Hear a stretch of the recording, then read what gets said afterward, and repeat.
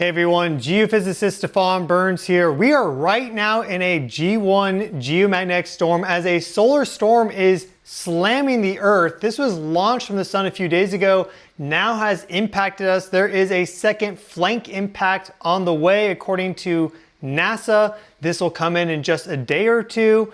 And this is all occurring while we also are just starting to be hit by a coronal hole high-speed stream from this monster coronal hole, which has been active on the sun now for 12 rotations, going all the way back to October. And it is a positive polarity coronal hole, meaning it has unique properties that are different than a negative polarity coronal hole.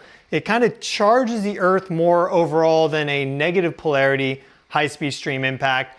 And because of the loading of energy from that continuous high-speed stream impact every 28 days or so, and in fact, this one's likely to have two high-speed streams that sweep by us back to back, it has been causing a lot of geophysical disturbances on our planet. There is a strong connection between coronal hole high-speed streams and giant earthquakes. These are like megaquakes, magnitude 8, magnitude 8.5 and greater. Of course, we just had that magnitude 8.8 megaquake off the coast of Kamchatka. That followed effectively right after the 11th rotation of this when we had three back-to-back high-speed stream impacts. Because you'll notice most of this coronal hole here is to the south of the equator, but it does have these trans-equatorial portions. And so it's when that portion, the high-speed streams emitted from that sweeps by the Earth, that you get the solar wind velocity go up, the solar wind density goes down anomalously low. The two together seem to be linked to enhanced earthquake activity. So we've been talking about the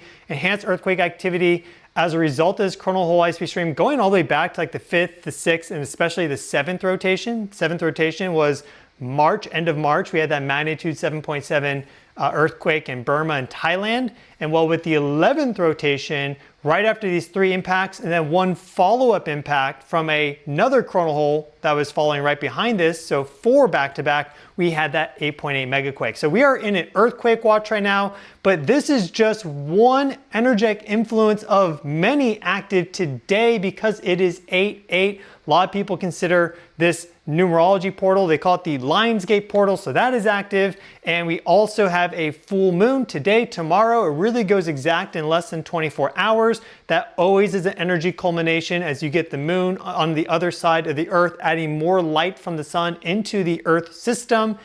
And we also have some very, very, very powerful planetary resonances active at this moment in time. So in this video, we are going to go over all that. And then at the end, we will perform a cosmic connection meditation to help bring in and harmonize these very powerful, perhaps even historic planetary energies. And we'll begin with our real-time solar wind for the past 3 days as provided by NOAA. This is taken at the L1 Lagrange point, 1% of the distance from the Earth to the sun. So we get about a 1 hour heads up as to the type of solar wind conditions and interplanetary magnetic field conditions that are about to hit us.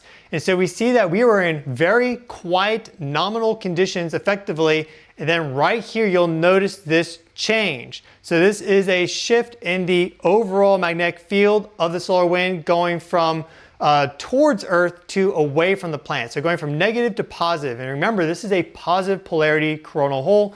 So we see that we start to connect to that new solar wind sector. And all of a sudden, we notice that our total interplanetary magnetic field strength rises up quite dramatically.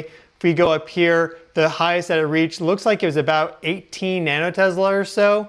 And we even had some southward component values reaching like negative 15 nanotesla, even perhaps negative 16 right around in this zone. So as the interplanetary magnetic field strengthens, as this southward component goes negative, you have a strong connection that develops between Earth's magnetic field. That magnetopause gets pushed closer into the planet, increasing geomagnetic volatility. That is a geomagnetic storm, and we see that reflected here with our KP index, a measure of geomagnetic volatility. So often before these sort of solar wind structures come in, the KP index will go all the way down to the quietest values it can reach. Here it was 0.33, goes from 0 to 9. Once you're at 5, you're at a G1 storm. The scale rating's G1 to G5. So you need a KP index of 9 to have a G5 storm. That's very powerful. This is not a G5 storm. This is just a G1 storm. NOAA has forecast it may go to a G2. We are still right now at the beginning of this impact. We see that our solar wind velocity is starting to go up. But again, because this is a coronal hole and emits a high-speed stream, we can expect this to go over 600 kilometers per second, if not even to 700 or 800 kilometers per second. This is what's known as the co-rotating interaction region, the zone of higher density plasma at the front of the high-speed stream, because all these solar particles basically catch up to any lower velocity dense plasma structure that exists, and they increase that density and forms like a wall that then hits the Earth. And so we are in that right now, and this impact is just getting started. We probably have another 24, 48 hours of this high-speed stream at least. And there is another coronal mass ejection that launched from the sun on the 6th. So that may give us a flank impact. Let's check it out. And here we have our NASA solar wind model for that coronal mass ejection launched from a 3.9 M-class flare. Pretty strong, not an X-class flare, but it was a longer duration and definitely had a nice push of energy out, as you can see right here. Well, this is the expected propagation of this coronal mass ejection out through space over the course of the next few days. So we're looking top down on the ecliptic plane. So this is the sun right there. Here's the Earth. We also see some of these other planets and points. So this is Mars, for example. Here we have Venus. Mercury is right here. You'll notice that Mercury is in this position where it's effectively in the same Parker spiral as the Earth. So Mercury is stationing direct at this moment in time. So effectively it is stationary in the sky, and it's also the closest planet to the sun. Keep that in mind. So any sort of interesting magnetic field characteristics or electric circuit dynamics that exist close to the sun, Mercury is pretty closely embedded within that. And then because this natural spiral that exists as it relates to the plasma propagation outwards, Mercury is going to imprint its energy upon the solar wind as that then flows by the Earth. But we see this coronal mass ejection go out here more to the west solar coordinate system, but we do see a bit of a flank impact according to NASA there around the late on the 9th or the 10th. So I think more around the 10th is when that should be expected. We're already going to be in that high-speed stream impact at that moment in time. Solar wind velocity will be elevated and solar wind density will be low. So we may get a jolt as a result of those characteristics on top of that.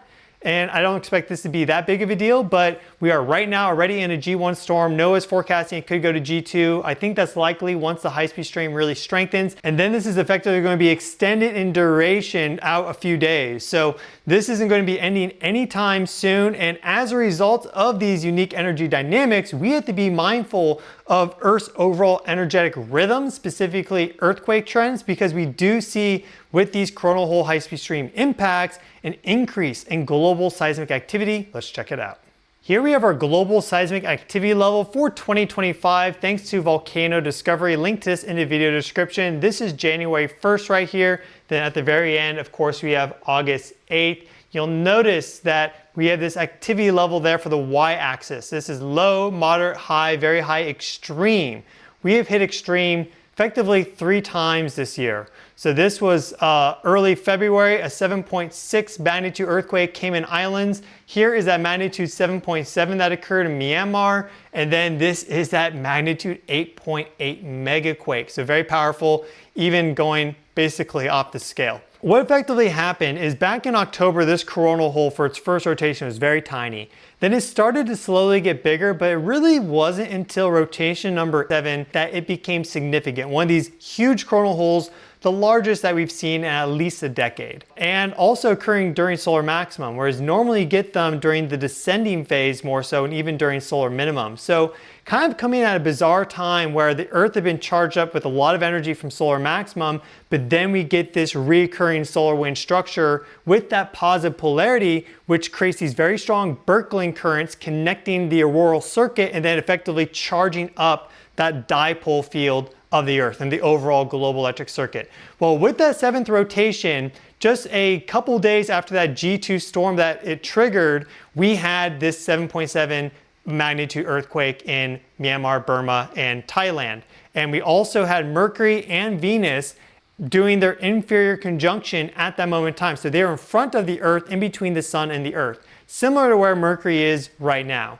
Then you'll notice that overall activity was elevated here as compared to before, where things were very low and moderate. We started seeing just overall global seismic activity go up. This is being calculated from all earthquakes greater than magnitude 4, which is sufficient because of how earthquake energy release scales. Every magnitude up, it's 32 times more energy. So you can look at all the earthquakes greater than magnitude 4 and basically get a good sense of what's happening energetically, excluding all the 3s, 2s, 1s, and negative magnitudes.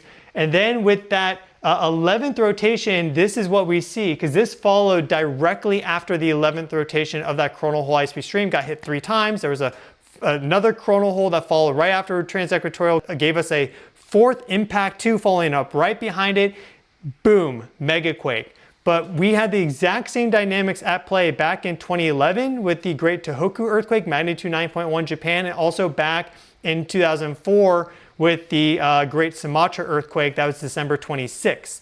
And so these coronal hole high-speed streams being long-lived structures that sweep by the Earth multiple times, like more than 2 or 3 times, like 5, 6, 10 times, that's what leads these sort of energetic conditions. And so we did have a huge release of energy from the Earth, from that magnitude 8.8, the 6th strongest earthquake ever observed, and the first megaquake of 2025. In fact, the first one in 4 years, that's magnitude 8 or greater.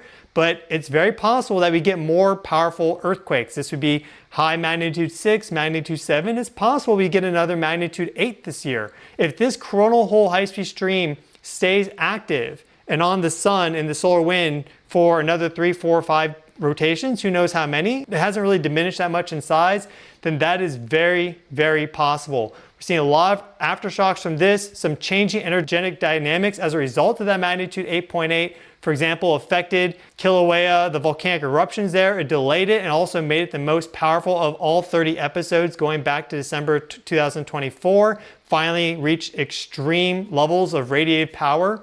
And then also altered the energetic dynamics across the Pacific Plate in a variety of locations. Now we have Krashenikov volcano, first time it's been erupting in 600 years. That thing is going, flank eruptions, summit eruptions. We have Kluchevskoy volcano erupting. Then there's other volcanoes in the Kamchatka Peninsula which were set off from that magnitude 8.8 megaquake. So a lot of changes have already been triggered and put into effect as a result of these interesting space weather Earth geophysical dynamics. And that does not look like it's going to end anytime soon, so long as that coronal hole stays active on the sun.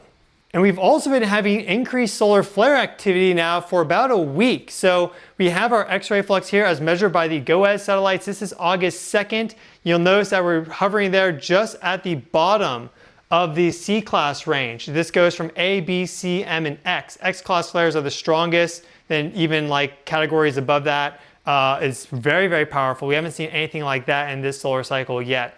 But we were hovering at these levels there, and you notice that we started to have this flare activity, started to get some M-class flares, and then look at how they've been increasing. And now, just in the past 24 hours, it looks like there's been a little bit of a decrease, but there's a lot of sunspots on the sun at this moment in time, Earth facing. If new solar flux continues to push out, then we could continue to see more solar flare activity. And I wouldn't be surprised if we get more moderate to high M-class flares and even an X-class flare.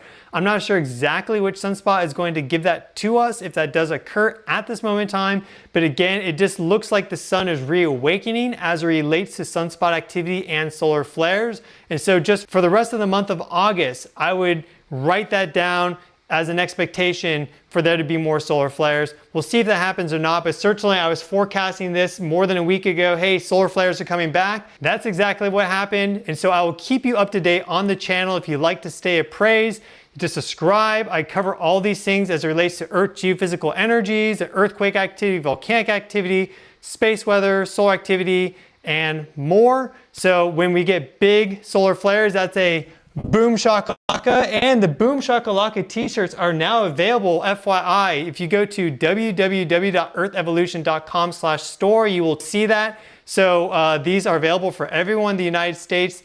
There's all the sizes going from small to quadruple XL. So check that out if you want to get your boom shakalaka on. This is the watermelon color right here. There's also banana, and it says Earth evolution on the front. Very simple, but quite fun. So a link in the video description to get a Boom Shakalaka t-shirt if you'd like to join in on the fun. And here we have our 131 angstrom view of the sun, which allows us to see these solar flares on the Earth-facing side of the sun. And so you'll notice a few sunspot groups that are really active here. This one in particular, 4168, has been very active, giving us the majority of the flares, but you'll also notice this sunspot group right there has been kind of waking up. It basically grew out of nothing just a few days ago, as all sunspots at some point do. And now it is kind of spread out quite a bit. Also quite a bit of activity up there. But what you will often observe with the sun is this sympathetic activity. So you'll have one sunspot group that's flaring a lot, and then you'll have other sunspot groups that happen to be flaring simultaneously with it, or almost simultaneously with it. And so the sun, of course, generates this very powerful magnetic field, and the solar wind propagates out and generates the overall heliosphere. A lot of people talk about the magnetic field dynamics of the solar system, the sun, and of solar flares and how they create these explosions.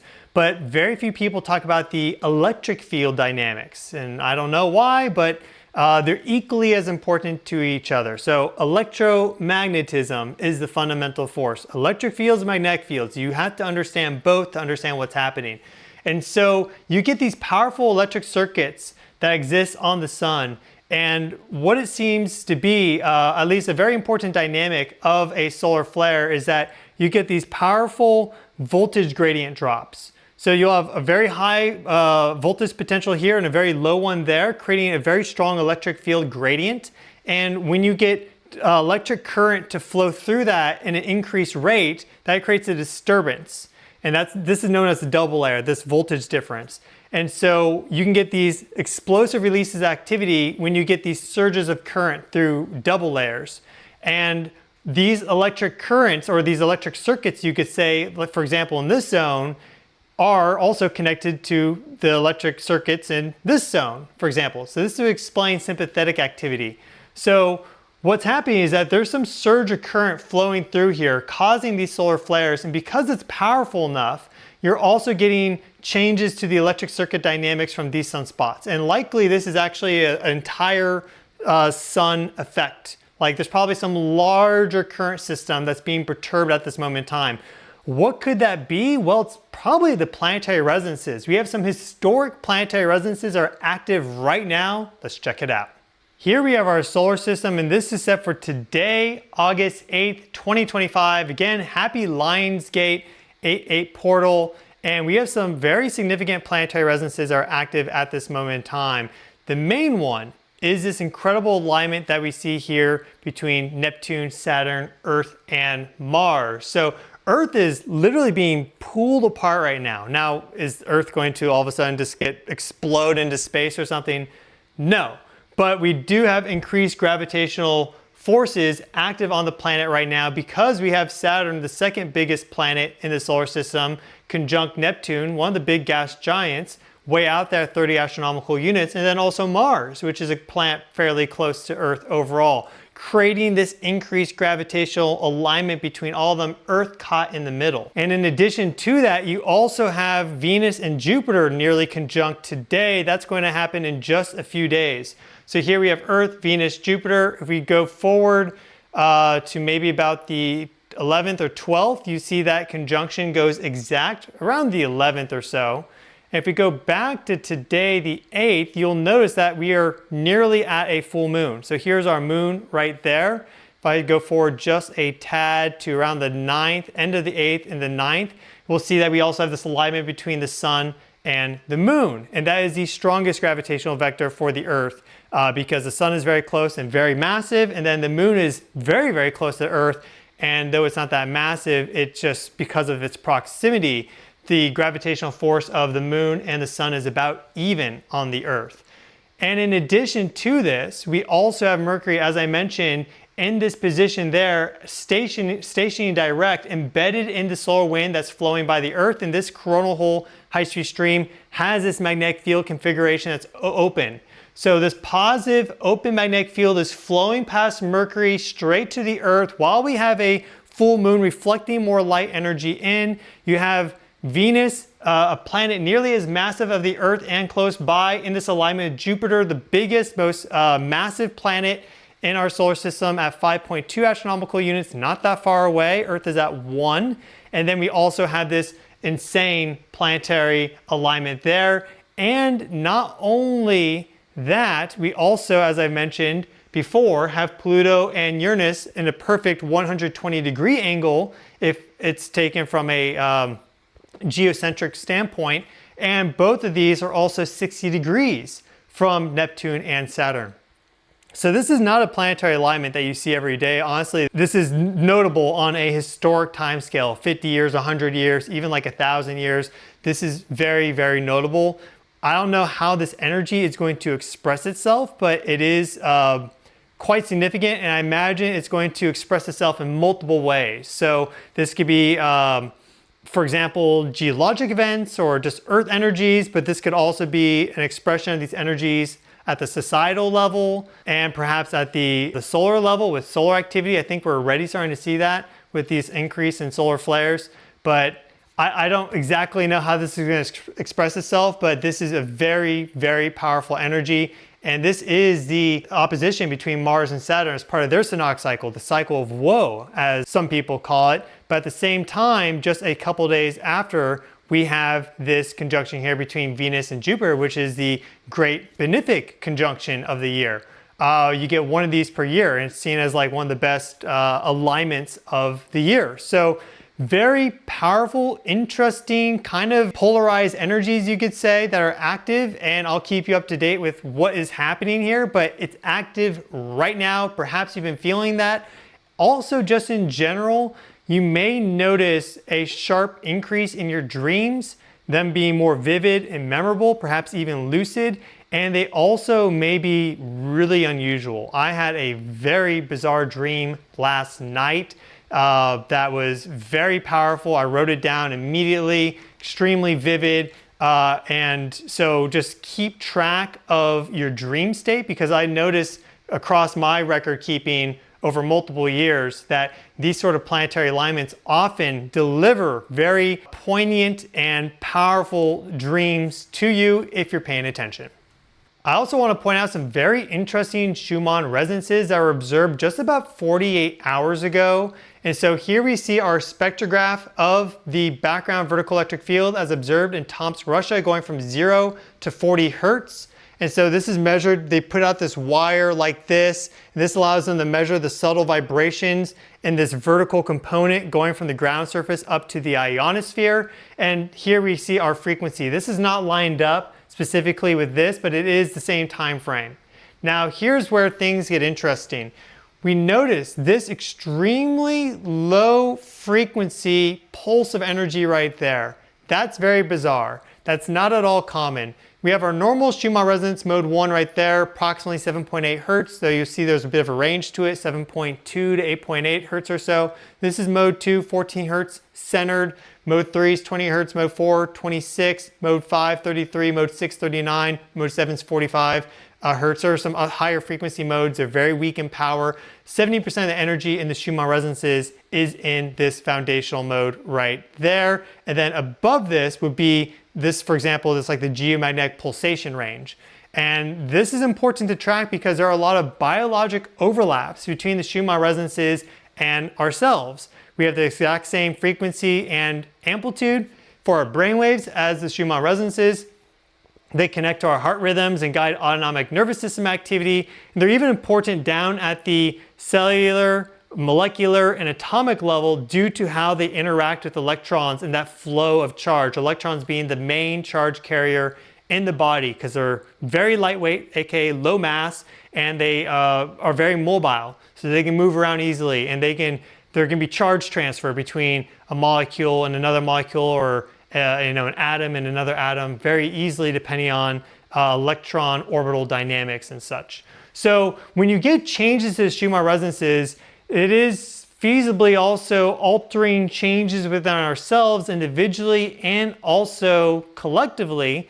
And these being Earth's naturally resonant energy fields that connect to a bunch of different things, also changes to the Earth herself. And so I don't know what this is from or how that was created or the dynamics, but this right here is very odd. Super low frequency, as you can see, less than 4 hertz, but clearly significant increase in the power, which we see right here, and also long in duration, about 4 to 6 hours. So that was back, we see right at the end of the 6th and beginning of the 7th universal time plus 7, which is local time for Tomsk. So this would have been around, see right there is noon or midnight. This would have been around 1700 UTC on the 6th of August. And then since then, we've had this increase in the lower frequency power for the Schumann resonances, not only mode 1, but also these geomagnetic pulsations. If you go to our www.earthevolution.com/energy-analytics portal, we can see the rest of the Schumann resonances. This is now in real time. And so we see the very end of that interesting energy burst right there, which I think is probably more cosmic in origin, right? More likely not produced from the Earth, but actually from somewhere in the solar system or even beyond because of its low frequency. And then we notice this powerful increase all across the first mode, but really it's actually slightly lower in frequency. Again, this is 0 hertz up top, 40 down below. Then that came to a close. So some very interesting energies active right now. Here we see a burst right there. That is right in that earthquake range. Definitely some interesting things occurring in the Schumann resonances. This is definitely one energy field to check, or at least a data point to check if you're interested in perhaps tracking earthquake activity. There's been multiple times on the channel now over the past couple of years where we have observed extremely anomalous signals in the Schumann resonances just days before powerful earthquakes. So you sometimes catch these precursor signals in the Schumann resonances. And if you go to this Earth Analytics portal, you can also get those Boom Shakalaka shirts. Just click that link right at the top. Just in general, that's at www.earthevolution.com/store. But there's a whole bunch of things on this energy portal. We also have our global seismic activity levels you see here, our radiation belt forecast, then our auroral activity.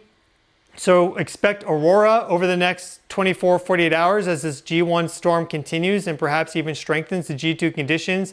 Here we see our current sunspots, and we have this large cluster there rotating out. Has diminished a little bit in size. This is 2 days ago. This is a video you can play. So you see that was a little bit bigger. Now it's diminished a little bit, but these ones are all coming in. And so sunspots are elevated as to where they were just a couple weeks ago in general, but they're not the biggest sunspot. So this is still our main flare player. And if it continues to have powerful solar flares, that means radio blackouts. And if it does them from the limb, that could mean radiation storms. So we could have some radiation storms following up on this geomagnetic storm and the full moon and the planetary resonances and the 8-8 portal and more. So huge grand energy culmination active at this moment in time. And because it is 8-8, now let's perform a cosmic connection meditation on this special day. And we just seek to bring in these energies, these activations, to harmonize them, to bring them into coherence within ourselves and collectively, and to allow that to awaken any dormant parts of our spirit that have yet to come online. Because here, not only are we interested in tracking what's happening with the Earth geophysically, and also with the sun and space weather and cosmic energies, in many ways we're most concerned about what's happening within us spiritually and bringing that spiritual wisdom that we have online.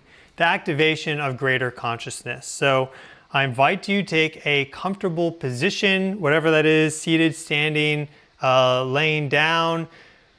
Just take a moment to relax, breathe out, and start to just have nice, regular breathing. No huffing and puffing, just nice breaths. Let go anything you need to let go of. Where can you find some ease in your body? One of the activations that I think is occurring right now is a recognition of some of the darkness that does exist in order to cleanse that and turn that into light. So I had a very interesting dream last night, which I was thinking about sharing, but it may be honestly too gross. But the gist of it effectively was that there are some forces that are active and in play that we may not want to recognize as being active, that exist, but until they are seen truthfully, recognize, that is how you then take those energies and cast them aside and make room for new growth, new expansion, new awareness. But you have to first go through that recognition process. That means releasing fear and embracing the truth, which is very Plutonian. And this is active at a collective scale. This is active at an individual scale. But we cannot bury our heads in the sand.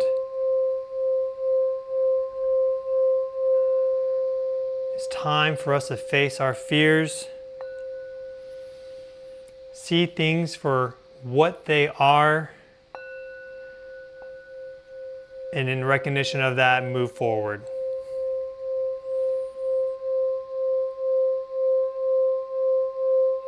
Breathe.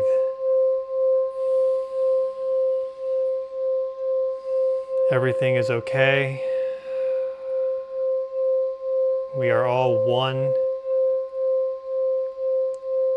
people, one planet, one spirit, one love.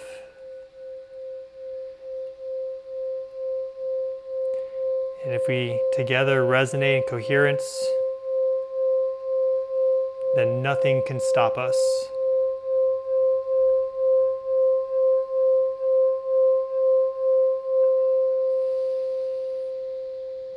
But what fears have you been facing?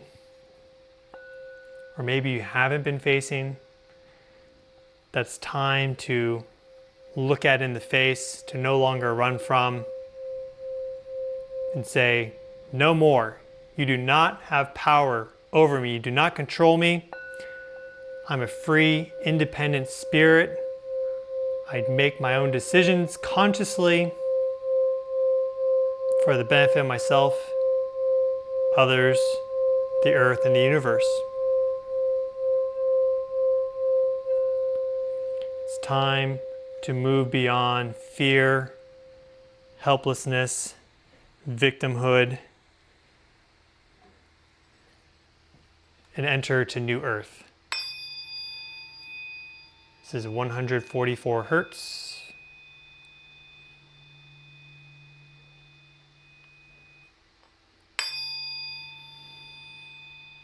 12 times 12, the 12th rotation of this coronal hole. We have Venus conjunct Jupiter, Jupiter being connected to 12. Allow these harmonious frequencies to wash over you, to resonate out anything that does not belong in your field. Maybe these are not self energies. These could be parasitic energies. And replacing these dark cords with cords of light and healing direct to source, God, oneness. It's less about creating these cords. It's more revealing that they were always there. From the moment of conception and before.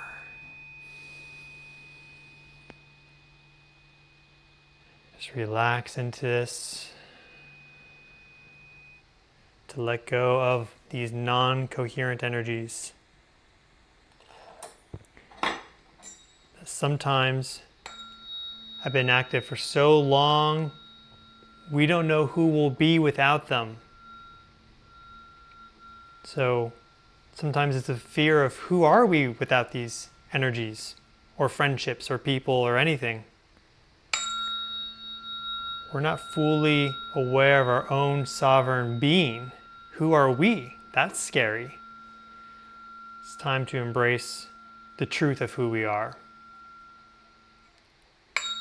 In all aspects, personality, consciousness, even at a universal scale. What is humanity here to do at a universal scale?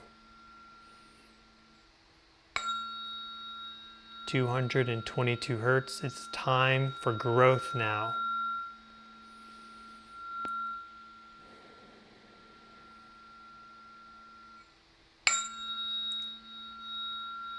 Allow these planetary energies to wash over you and to awaken new aspects of yourself, dormant parts of your DNA, to change your entire bioelectrical nature, and recognizing that all of that is still in the material realm, which is Maya. We seek to go beyond Maya to enter and access the spiritual dimensions through the atomic doorway, to purify our body to water and light. We format our crystalline water matrix to only be imbued with the most light-filled energy and information.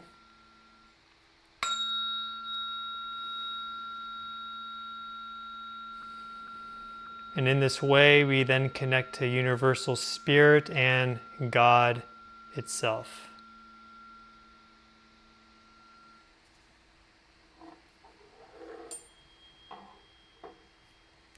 (528 hertz).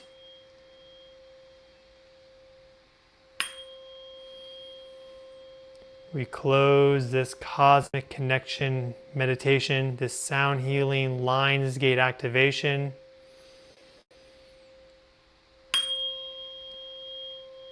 Old energies are gone, new cords of light now active.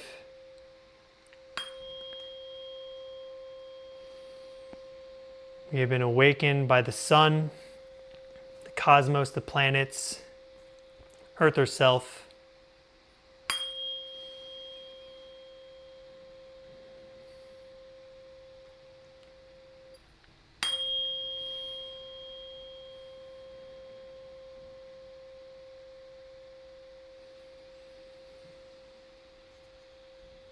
And we will close with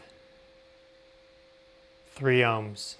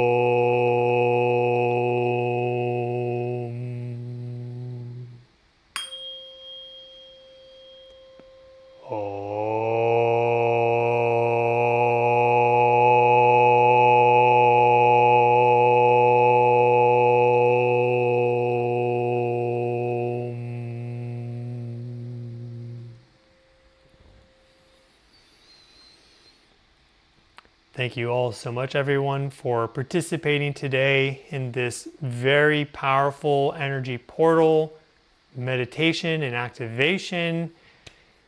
Wishing all of you the best, sending you lots of love and light. Please take care of yourselves.